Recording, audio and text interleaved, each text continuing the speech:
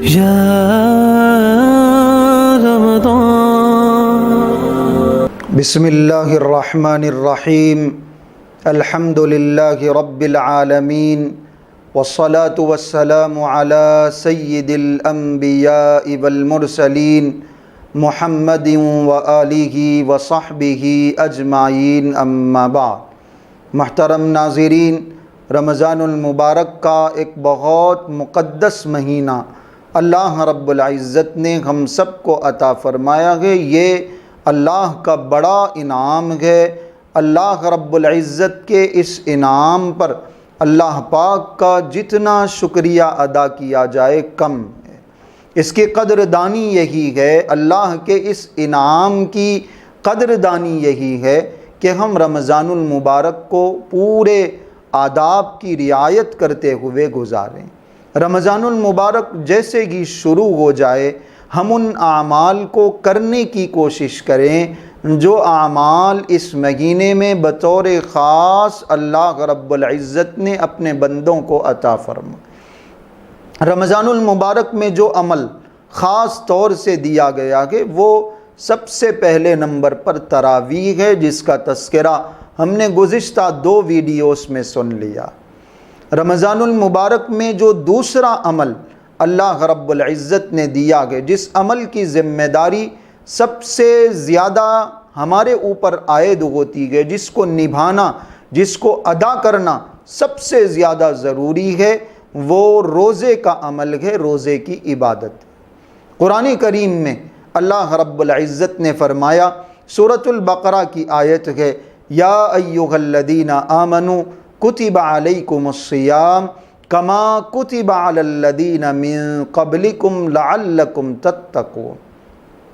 اے ایمان والو، اللہ رب العزت نے تمہارے اوپر روزے فرض کیے، اور یہ روزے صرف تمہارے اوپر فرض نہیں کیے گئے تھے، تم سے پہلے والے لوگوں پر، تم سے پہلی والی امتوں پر بھی اللہ رب العزت نے ان روزوں کو فرض فرمایا۔ اور ان روزوں کا مقصد کیا ہے؟ ان روزوں کا مقصد یہ ہے کہ تمہارے اندر تقوی پیدا ہو، پرہیزگاری پیدا ہو۔ تمہیں بھوکا پیاسا رکھ کر ہمارا کوئی فائدہ ہونے والا نہیں۔ تم اگر بھوکے رہو گے، تم اگر پیاسے رہو گے، تم اگر حرام سے بچو گے، تم اگر حلال سے بچو گے، اللہ کی روکی ہوئی چیزوں سے اجتناب کرو گے، اپنے آپ کو روک کے رکھو گے، فائدہ تمہارا ہوگا، تقوی تمہارے اندر پیدا ہوگا، پرہیزگاری تمہارے اندر پیدا ہوگا۔ روزے کا ایک بہت بڑا فائدہ یہی ہے کہ اس روزے کے ذریعے سے انسان کی زندگی میں تقوی آتا ہے، خوف خدا پیدا ہوتا ہے، پرہیزگاری پیدا ہوتا ہے۔ یہ بہت بڑا فائدہ۔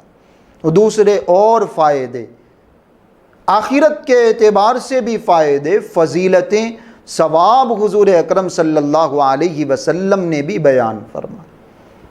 کیا ہیں وہ فائدے؟ حضرت ابو ہریرہ رضی اللہ عنہ سے روایت ہے، ایک واحد ایسی عبادت، بہت ساری عبادتیں، نماز بھی ایک عبادت ہے، حج بھی ایک عبادت ہے، زکوٰۃ بھی ایک عبادت ہے، بہت ساری عبادتیں ہیں جو فرض کا درجہ رکھتی ہیں، 3-4 عبادتیں، لیکن ان 3-4 عبادتوں میں بڑی اہم عبادت، سب سے نرالی، سب سے الگ ایسی عبادت جس کے بارے میں اللہ رب العزت نے فرمایا، الصوم لی، روزہ میرے لیے ہے۔ بندہ میرے لیے خواہشات کو چھوڑتا گئے، کھانے پینے کو چھوڑتا گئے، اس لیے روزہ میرے لیے، خالص اللہ رب العزت کے لیے یہ روزہ رکھا جاتا ہے۔ دوسری عبادتیں ایسی ہیں جس میں ریاکاری ہو سکتی ہے، دکھاوا ہو سکتا ہے، نمائش ہو سکتی ہے، لوگوں کو بتانے کی نیت سے وہ عبادتیں انجام دی جا سکتی ہیں، لیکن روزہ ایسا عمل ہے، روزہ ایسی عبادت ہے جو خالص اللہ کے لیے رکھا جاتا ہے۔ جب تک بندہ خود ظاہر نہ کر دے، جب تک اس سے کوئی پوچھ نہ لے، پتہ ہی نہیں چلتا کہ یہ آدمی روزے سے ہے یا روزے سے نہیں۔ دوسری عبادتوں کا تو پتہ چل رہا، روزے کا کوئی پتہ نہیں چلتا، اس لیے فرمایا الصوم لی، روزے کا یہ جو عمل ہے، یہ عبادت ہے، وہ خالص میرے لیے ہے، وَأَنَا أَجْزِي بِهِ، اور میں ہی اس کا بدلہ دوں گا۔ اللہ پاک خود بندے کو، روزہ رکھنے والے انسان کو، مسلمان کو اللہ رب العزت خود بدلہ عطا فرماتے ہیں۔ اللہ پاک نے اس روزے کی، اس عمل کی نسبت اپنی طرف کر کے اس کی عظمت کو بتایا، اس کے مقام کو بتایا، اس کی فضیلت کو بتایا، اس کے ثواب کو بتایا۔ الصوم لی وانا اجزی بی، اور بعض لوگوں نے اس کو پڑھا گئے وانا اجزا بھی، روزہ میرے لیے گئے، جو آدمی روزے کا اہتمام کرتا ہے میں خود بدلے میں اس کو مل جاتا ہوں، وانا اجزا بھی۔ اللہ تو ہمارا مقصود ہے، اللہ تو ہمارے مطلوب ہیں، اللہ ہمارے محبوب ہیں۔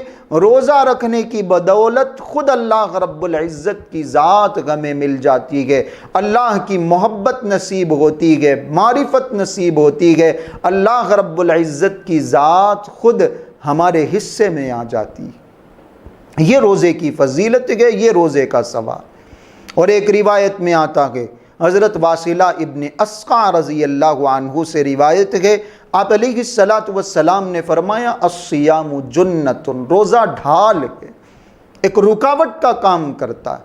یہ روزہ بندے کو گناہوں سے روکتا گے، نافرمانیوں سے روکتا گے، یہ روزہ بندے کو اللہ کے عذاب سے، دوزخ کی آگ سے بھی بچاتا ہے، ڈھال بن جاتا ہے۔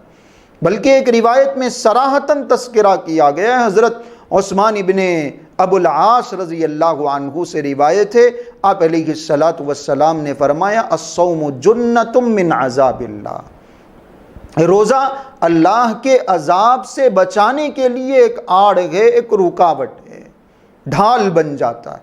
ایسا مضبوط عمل، ایسی شاندار عبادت اللہ رب العزت نے ہمیں عطا فرمائی۔ ایک روایت میں آتا ہے وَهُوَ حِصْنٌ مِّنْ حُصُونِ الْمُؤْمِنِ، کہ یہ مومن کا ایک قلعہ ہے، جیسے آدمی قلعے میں جا کے اپنے آپ کو دشمنوں سے بچا لیتا ہے، ایسے ہی آدمی روزہ رکھ کے اپنے آپ کو نفس کی خواہشوں سے بچا لیتا ہے، شیطان سے اپنے آپ کو بچا لیتا ہے، اللہ کے عذاب سے بچا لیتا ہے، اللہ کی نافرمانیوں سے بچا لیتا ہے۔ یہ ثواب ہے، یہ فائدہ ہے روزے۔ اور حضور اکرم صلی اللہ علیہ وسلم نے ایک بہت بڑا فائدہ اور بیان فرمایا، بڑی فضیلت، لخلوف فم الصائم عند اللہ اطیب من ریح المسک، روزے کی حالت میں جب ہم بھوکے رہتے ہیں، پیاسے رہتے ہیں، معدہ خالی ہو جاتا ہے تو ایک قسم کی بدبو منہ سے نکلنے لگتی ہے، لوگ کراہیت کی نظر سے دیکھتے ہیں، لوگ اس سے دور بھاگتے ہیں، بات کرنا پسند نہیں کرتے جس کے منہ سے بدبو آ رہی۔ لیکن یہ اللہ رب العزت کا انعام ہے، اکرام ہے، اللہ کی روزے داروں سے محبت ہے۔ حضور اکرم صلی اللہ علیہ وسلم نے فرمایا روزے دار کے منہ سے نکلنے والی یہ بدبو اللہ رب العزت کے نزدیک مشک سے زیادہ خوشبودار اور پسندیدہ۔ بعض علماء نے لکھا کہ اس روایت کا مطلب یہ ہے کہ کل قیامت کے روز جب روزے دار اپنی قبروں سے نکلیں گے تو ان کے منہ سے ایسی خوشبو پھوٹے گی کہ لوگ دیکھ کے محسوس کر لیں گے، دور سے اس خوشبو کو سونگھ کے محسوس کر لیں گے کہ یہ روزوں کا بہت زیادہ اہتمام کیا کرتے۔ یہ مطلب ہے روزے دار کے منہ کی بدبو اللہ رب العزت کے نزدیک مشک سے زیادہ پیاری ہے، خوشبودار ہے، پسندیدہ ہے۔ حضور اکرم صلی اللہ علیہ وسلم نے ایک اور روایت میں ارشاد فرمایا، صحیح مسلم کی روایت ہے، آپ علیہ السلام کا ارشاد ہے کہ اللہ رب العزت نے جنت میں ایک خاص دروازہ روزے داروں کے لیے بنایا گیا جس کا نام ریان رکھا گیا، سوائے روزے داروں کے کوئی اس دروازے سے جنت میں داخل نہیں ہو سکے گا۔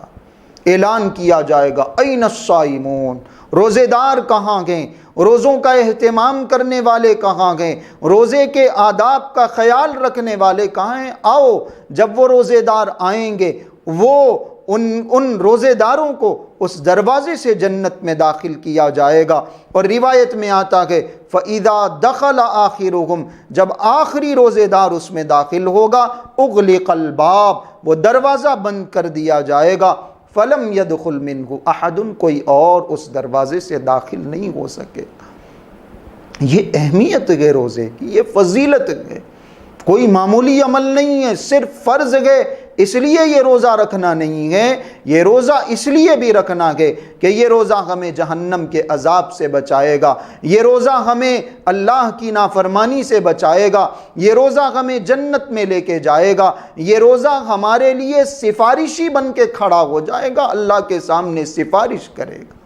روایت میں آتا ہے حضور اکرم صلی اللہ علیہ وسلم نے فرمایا الصیام والقرآن یشفعان للعبد، روزہ ہے اور قرآن ہے، یہ دونوں بندے کے حق میں اللہ کے حضور سفارش کرتے ہیں۔ یقول الصیام رب انی منعتہ الطعام والشراب بالنہار، اے پروردگار میں نے اس کو دن بھر کھانے پینے سے روکے رکھا، شہوات کو خواہشوں کو پورا کرنے سے روکے رکھا، اس کے حق میں میری سفارش قبول فرمائیے۔